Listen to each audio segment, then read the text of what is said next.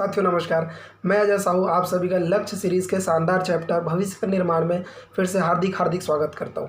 साथियों आज एक बहुत ही महत्वपूर्ण विषय पर मैं आज अपनी बातें रखने वाला हूं। साथियों उन बातों को रखने के दौरान हो सकता है कुछ बातें थोड़ी सी अतिशयोक्ति आप सभी को ज़रूर लगे, लेकिन इन बातों को अगर आप अपने जीवन में प्रैक्टिकल लाइफ में अगर आप अमल करने के लिए तैयार हैं तो यकीन मानिए साथियों ये सारी चीज़ें आपकी ज़िंदगी में बहुत बड़ा यू टर्न ला सकती है। दुनिया में जितने भी महान खोज हुए उनमें से एक बहुत महान खोज या इंसानों के ऊपर करी गई जितने महान खोज है उसमें एक महान खोज ये मानी गई साथियों कि इंसान जिन चीज़ों के बारे में ज़्यादातर वक्त सोचता है वो वही बन जाता है।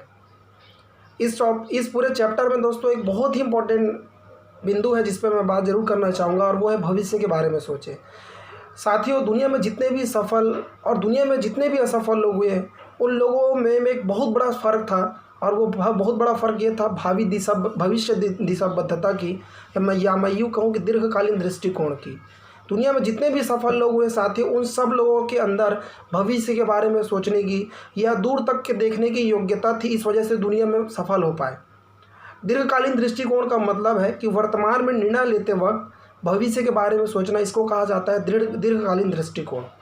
साथियों इसको मैं एक उदाहरण से बताने की कोशिश करता हूँ। आप सब लोगों ने अपने आसपास भिखारी देखे होंगे साथियों, उनकी जो सोचने का या इनकम का एक लिमिटेशन होता है वो साथियों वो एक दिन का सोचता है।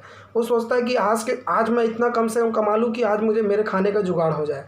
वहीं पर जब हम मज़दूरों की बात करते हैं जो कंस्ट्रक्शन लाइन से रिलेटेड लोग हैं साथियों, उनकी थिंकिंग होती है एक हफ्ते की। वो ये सोचते हैं कि कम से कम एक हफ्ता मैं इतना कमा लूँ कि मेरे एक हफ्ते का अरेंजमेंट हो जाए। लेकिन वहीं पर अगर मैं सैलरीड पर्सन की मैं बात करूं तो उनका थिंकिंग का जो लेवल है या क्राइटेरिया है 1 महीने तक का होता है। वो 1 महीने तक सोच पाते हैं, इसलिए वो 1 महीने के हिसाब से अर्निंग करते हैं। लेकिन वहीं पर किसी बड़ी कंपनीज़ में जॉब करने वाले एम्प्लॉइज़ की मैं बात करूं तो उनको सालाना पैकेज के हिसाब से इनकम होती है। उनका थिंकिंग का जो लेवल है 1 साल तक का होता है, इसलिए उनको 1 साल तक के हिसाब से इनकम अर्न होती है। लेकिन वहीं पर दुनिया में जितने अमीर हैं, अल्ट्रा रीच है, उद्योगपति, अरबपति, खरबपति, एंटरप्रेन्योर टाइप के लोग हैं साथियों, उन सब लोगों की योजनाएँ और उन सब लोगों की थिंकिंग 5 साल 10 साल की होती है। वो ज़्यादा लंबा सोच पाते हैं, इसलिए वो ज़्यादा कमा पाते हैं। साथियों मैं आपको यही की चीज़ कहना चाहूँगा, अगर वाकई में आप अपनी ज़िंदगी में सफल होना चाहते हैं तो दीर्घकालीन दृष्टिकोण को अपनी ज़िंदगी में, इस योग्यता को अपनी ज़िंदगी में लाना बहुत ज़्यादा ज़रूरी है। अगर ये योग्यता अगर हमारे अंदर आ जाती है तो यकीनन मानिए साथियों हमारी ज़िंदगी में सपने पूरे होने की या सपनों को पूरा करने की संभावना कई गुना बढ़ जाती है। साथियों इसमें दूसरे बिंदु पर मैं बात करना चाहूँगा और वो है 5 साल की योजना बनाना। इस टॉपिक पर बात करते समय हो सकता है कुछ चीज़ें आपको थोड़ी सी अतिशयोक्ति जरूर लगे, लेकिन साथियों अपनी ज़िंदगी में 5 साल की योजना बनाना बहुत ज़रूरी है, क्योंकि मैंने अभी थोड़ी देर पहले ही कहा कि दुनिया में जितने भी सफल लोग हैं साथियों उनके पास 5 साल 10 साल तक की थिंकिंग का लेवल होता है। वो उतना लंबा सोच पाते हैं, इसलिए वो ज़्यादा कमा पाते हैं। 5 साल तक की योजना अपनी ज़िंदगी में ज़रूर बनाएं और उन 5 साल की योजनाओं में साथियों अपने आर्थिक जीवन, व्यक्तिगत जीवन, सामाजिक जीवन प्लस आपके स्वास्थ्य से संबंधित जीवन की चर्चा उसमें ज़रूर करें या लक्ष्य ज़रूर बनाएं, क्योंकि ये सारी चीज़ें आपकी ज़िंदगी से रिलेटेड है साथियों। और जो चीज़ें आप अपनी ज़िंदगी में योजना के तौर पे बना रहे हैं उस पर अटूट विश्वास रखें, क्योंकि हमारे सपनों के बीच में सबसे बड़ी बाधा है साथियों वो है हमारा अविश्वास।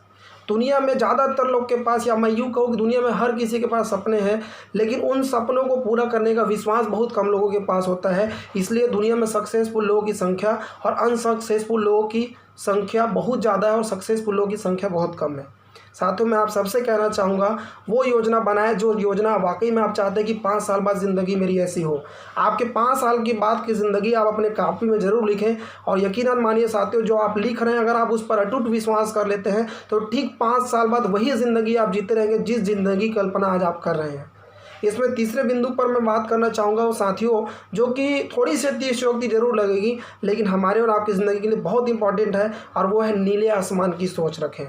दुनिया में जितने भी सक्सेसफुल महिलाएं थी या पुरुष थे साथियों, उन लोगों ने जब शुरुआती दौर में मेहनत किया और मेहनत करने के दौरान उनको बड़ी सफलता नहीं मिली, लेकिन अचानक उन लोगों ने कुछ ऐसे सिद्धांत अपनी ज़िंदगी में अमल किए जिन वजह से उस साथियों उन लोगों ने असाधारण उपलब्धियां अपनी ज़िंदगी में हासिल की। उन सब लोगों से बातचीत करने के दौरान एक रिज़ल्ट निकल करके आया और उन सब लोगों ने अपनी ज़िंदगी में एक मूलभूत सिद्धांत को फॉलो किया, और मूलभूत सिद्धांत था साथियों वह नीले आसमान की सोच रखना। ये थोड़ा सा अटपटा ज़रूर लगेगा, लेकिन साथियों इसको मैं डिफ़ाइन करना चाहूँगा। नीले आसमान को जब आप आसमान की ओर देखते हैं तो आसमान की कोई सीमा आपको नज़र नहीं आती है। सेम उसी तरीके से साथियों हमको हमारी सोच की सीमाओं को इतना बड़ा करने की ज़रूरत है कि उसकी कोई सीमा ही नज़र ना आए, लोगों की कल्पनाओं से परे हो हमारी सोच। और जिस दिन हमारी सोच इतनी बड़ी हो जाएगी, यकीनन मानिए सफलता कोसों दूर नहीं है, सफलता आपके बेहद करीब है। क्योंकि अगर आपकी सोच आसमां की होगी साथियों, तो याद रखिएगा आपके हाथों ज़मीन की धूल कभी भी नहीं लगेगी। इसलिए जितना बड़ा हो सकता है सोचिए, जितना बड़ा हो सकता है सपना देखिए, और यकीन मानिए साथियों सोच पर किसी का एक अधिकार नहीं होता। इसमें मैं चौथे बिंदु पर बात करना चाहूँगा साथियों, वह है सपनों से समझौता ना करें। साथियों अगर आप अपनी ज़िंदगी का 5 साल की सही तरीके से योजना बना लेते हैं और अपने भविष्य की दिशाबद्धता को अगर आप पूरी तरह से स्पष्ट कर लेते हैं, तो साथियों यकीनन मानिए अगर इन दोनों प्लानिंग को कर लेने के बाद अगर आप विश्वास कर लेते हैं, तो आप अपने ज़िंदगी में सपनों से कभी समझौता नहीं करेंगे। लेकिन अगर ठीक इसके विपरीत, अगर ना ही आपके पास भावी दिशाबद्धता होगी और ना ही आपके पास दीर्घकालीन दृष्टिकोण होगा और ना ही जीवन की कोई 5 साल की योजना होगी और ना ही कोई विश्वास होगा, तो ठीक विपरीत यही होगा साथियों कि आप अपनी पूरी ज़िंदगी औसत जी करके दुनिया को छोड़ के चले जाएंगे, लेकिन ज़िंदगी में कभी बड़े सपने को आप पूरा नहीं कर पाएंगे। 5वें बिंदु पर मैं बात करना चाहूँगा साथियों, वो है बस इसे कर दें। अब आप लोग का सवाल ये होगा कि बस इसे क्या कर दें।